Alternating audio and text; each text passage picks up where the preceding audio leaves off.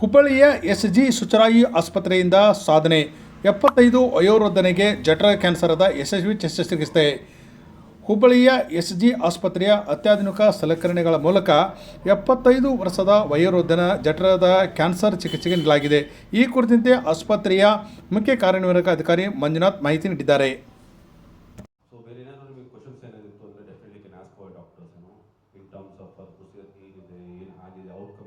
As doctor said, the patient is doing very well.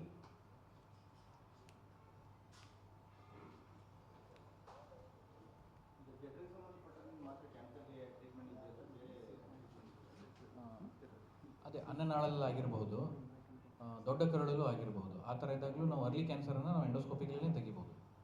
Early cancer ಇದ್ದರೆ definitely. ಈ pancreas ಲಿವರಲ್ಲಿದ್ದರೆ ಇದು ಬೇರೆ ಆಗುತ್ತೆ, ಅದು ಬೇರೆ ಇದು ಬೇರೆ ಆಗುತ್ತೆ. ನಾಳಗಳು ಅಂತ ಏನು ಹೇಳ್ತೀವಿ, ಅನ್ನನಾಳ, ಜಠರ, ಇದರಲ್ಲಿ ಇದ್ದದನ್ನು ಅರ್ಲಿ ಕ್ಯಾನ್ಸರ್ ನಾವು ಎಕ್ಸಸ್ ಇಂಡೋಸ್ಕೋಪಿಂದ ಎಕ್ಸಸ್ ಆಗುತ್ತೆ. ಈಗ ನೀವು ಲಿವರು ಮತ್ತು ಪ್ಯಾಂಕ್ರಿಯಾಸು ಅವೆಲ್ಲ ಎಕ್ಸಸ್ ಆಗೋದಿಲ್ಲ, ಅವು ದೇ ಆರ್ ಅವೇ ಫ್ರಮ್, ಅಂದರೆ ದೂರ ಇರುತ್ತೆ. ಸೊ ಅದಕ್ಕೋಸ್ಕರ ಎಲ್ಲ ಡಿಪೆಂಡ್ಸ್ ಆಗಿದ್ದು ಸ್ಟೇಜ್ ಆಫ್ ದ ಇದು ಅರ್ಲಿ ಅಂದರೆ ಮೊದಲು, ಬಹಳ ಮೊದಲು. ಅದಕ್ಕೂ ಎಂಡೋಸ್ಕೋಪಿಕ್ಕಿಂದಲೇ ನಾವು ಕಂಡುಹಿಡಿಬೇಕಾಗ್ತದೆ.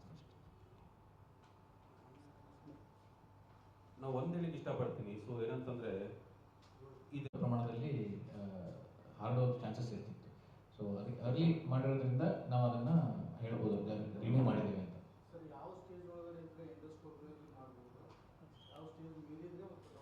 ಸೊ ಅದರಲ್ಲಿ 1, 2, 3, 4 ಅಂತ ಇರುತ್ತೆ. 1 ಅಂತಂದರೆ ಮೊದಲನೇ ಲೇಯರಲ್ಲಿ ಆಗಿರೋದು, 2 ಅಂದರೆ ಎರಡನೇ ಲೇಯರಲ್ಲಿ, 3 ಅಂದರೆ ಮೂರನೇ ಲೇಯರ್ ದಾಟಿ ಹೋಗ್ಬಿಟ್ಟಿರುತ್ತೆ. ಯಾವಾಗ ಮೂರನೇ ಲೇಯರ್ ದಾಟಿ ಹೋಗುತ್ತೋ ಆವಾಗ ಎಂಡೋಸ್ಕೋಪಿ ಮಾಡೋದು ಕಷ್ಟ. ಸೊ ಎರಡನೇ ಲೇಯರಲ್ಲಿ ಇರುವಾಗಲೇ ಅಥವಾ ಇದರಲ್ಲಿ ಸ್ಟೇಜಸ್ ಅಂತ ಬರಲ್ಲ, ಬರೀ ಲೇಯರ್ಸ್ ಅಂತ ಬರುತ್ತೆ ಅಷ್ಟೇ.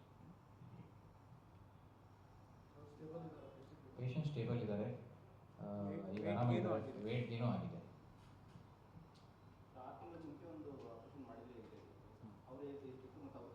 ಅವ್ರದ್ದು 60 ವಯಸ್ಸು, ಅವರಿಗೆ ನ್ಯೂರೋ ಎಂಡೋಕ್ರೈನ್ ಟ್ಯೂಮರ್ ಅಂತ ಆಗಿತ್ತು. ಅವರು ಹೊಟ್ಟೆ ಭಾಗದಲ್ಲೇ ಆಗಿತ್ತು.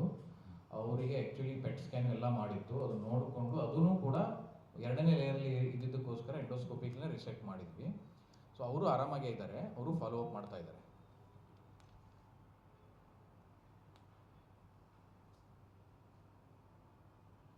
ಇದರ ಹೆಸರು ಎಂಡೋಸ್ಕೋಪಿಕ್ ಸಬ್ ಮ್ಯೂಕೋಸಲ್ ಡಿಸೆಕ್ಷನ್ ಅಂತ ಹೆಸರು.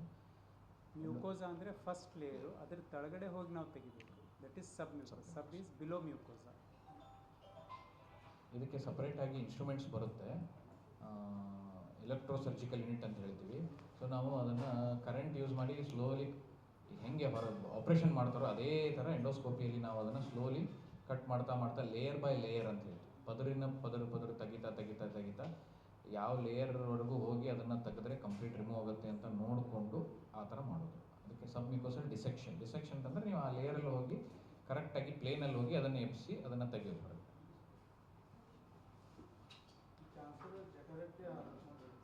ಯೂಶ್ವಲಿ ಈ ಥರ ಎಂಡೋಸ್ಕೋಪಿಲಿ ಮಾಡೋದು ಒಂದು ದೊಡ್ಡ ಕರಳಿನ ರೆಕ್ಟಮ್ ಅಂತ ಹೇಳ್ತೀವಿ. ದೊಡ್ಡ ಕರಳು, ಫಾರ್ ಎಕ್ಸಾಂಪಲ್ ಎಡಗಡೆ ಭಾಗದ ದೊಡ್ಡ ಕರಳು ಅಥವಾ ರೆಕ್ಟಮ್ಮು ಅಥವಾ ಹೊಟ್ಟೆ ಭಾಗ ಅಥವಾ ಅನ್ನನಾಳ. ಸೊ ಈ ಥರ ಭಾಗದಲ್ಲಿ ನಾವು ಇದನ್ನು ಸಕ್ಸಸ್ಫುಲ್ಲಾಗಿ ಮಾಡ್ಬೋದು. ಕೆಲವೊಂದ್ಸರಿ ಸಣ್ಣ ಕರಳು ಸ್ವಲ್ಪ ಸೂಕ್ಷ್ಮತೆ ಜಾಸ್ತಿ ಇರುತ್ತೆ, ಬಟ್ ಅದರಲ್ಲೂ ಕೂಡ ಮಾಡ್ಬೋದು. ಚಾನ್ಸಸ್ ಇರುತ್ತೆ 5 to 10%. ಭಾಳ ಡೀಪ್ ಇತ್ತು, ಸ್ವಲ್ಪ ಕಷ್ಟ ಆಯಿತು, ಭಾಳ ಗಟ್ಟಿಯಾಗಿತ್ತು ಅಂತಂದರೆ ಅಲ್ಲಿ ಸ್ವಲ್ಪ ಇನ್ಫೆಕ್ಷನ್ ಆಗೋ ಚಾನ್ಸಸ್ ಇರುತ್ತೆ. ಬಟ್ ಅದು 95% ಆಗೋದಿಲ್ಲ. ಯಾಕಂದರೆ ನಾವು ಯೂಶ್ವಲಿ ಎಂಡೋಸ್ಕೋಪಿಕ್ ಈ ಥರ ಮಾಡೋಕ್ಕಿಂತ ಮೊದಲು ಆ್ಯಂಟಿಬಯೋಟಿಕ್ ಕೊಟ್ಟಿರ್ತೇವೆ, ಆದಮೇಲೆ 2 ದಿವಸ ಆ್ಯಂಟಿಬಯೋಟಿಕ್ ಕೊಟ್ಟಿರ್ತೇವೆ. ಸೊ ಚಾನ್ಸಸ್ ಆಫ್ ಇನ್ಫೆಕ್ಷನ್ ಭಾಳ ಕಡಿಮೆ. ಯೂಶ್ವಲಿ ಇದನ್ನು ನಾವು ಸೆಕೆಂಡ್ ಟೈಮ್ ಮಾಡಿರೋದು. ಯೂಶ್ವಲಿ ನಾವು ಭಾಳ ಕಡಿಮೆ ರೇಟಲ್ಲಿ ಮಾಡೋದು. ಈ ಬೆಂಗಳೂರಲ್ಲಿ ಅಥವಾ ದೊಡ್ಡ ಇದರಲ್ಲಿ ಮುಂಬೈದಲ್ಲಿ 2 ರಿಂದ 2.5 ಲಕ್ಷ ಆಗುತ್ತೆ. ಸೊ ನಾವು ಹುಬ್ಬಳ್ಳಿಯಲ್ಲಿ ಆಗಿರೋದ್ರಿಂದ ಮೋಸ್ಟ್ಲಿ ನಾವು ನೆಕ್ಸ್ಟ್ ಅದನ್ನು 50% ಕಡಿಮೆ ಚಾರ್ಜಸ್ಸಲ್ಲಿ ಮಾಡೋ ವಿಚಾರದಲ್ಲಿ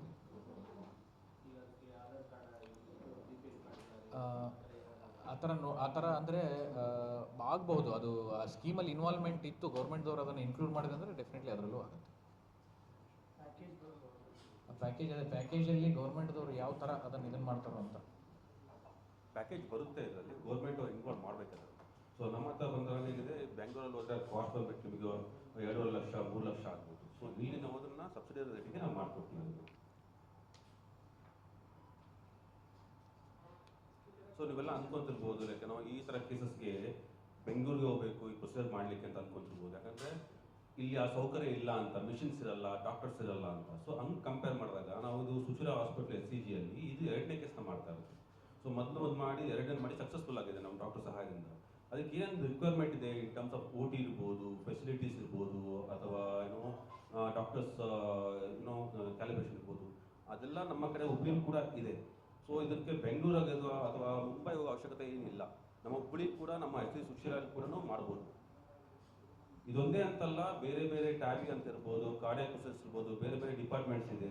ಏನು ಐರಿಸ್ ಸರ್ಜರೀಸ್ ಅಂತಾರೆ, ಏನು ಬ್ಯಾಂಗ್ಳೂರಲ್ಲಿ ಮಾತ್ರ ಮಾಡ್ಬೋದು ಅಂತ ನೀವು ಅಂದ್ಕೊಂಡಿಲ್ಲ, ಅದನ್ನ ಇಲ್ಲೂ ಕೂಡ ಮಾಡ್ಬೋದು. ಅದೇ ಎಕ್ಸ್ಪರ್ಟೈಸ್ ಡಾಕ್ಟರ್ಸ್ ಕೂಡ ಇದ್ದಾರೆ, ಸೀನಿಯರ್ಸ್ ಕನ್ಸಲ್ಟೆಂಟ್ಸ್ ಕೂಡ ಇದ್ದಾರೆ, ರಿಕ್ವೈರ್ಡ್ ಫೆಸಿಲಿಟಿ ಕೂಡ ನಮ್ಮಲ್ಲಿ ಅವೈಲೇಬಲ್ ಇದೆ ಸುಚಿರ SCG.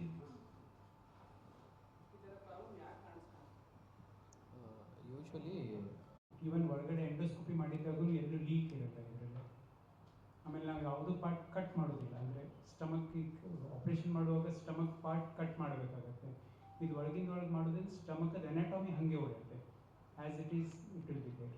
ಸರ್, ಎಂಡೋಸ್ಕೋಪಿಕಲಿ ಆಪರೇಷನ್ ಮಾಡಿದ್ದೀವಿ, ಮತ್ತೇನಾದರೂ ಹರಡುವಂಥ ಲಕ್ಷಣ?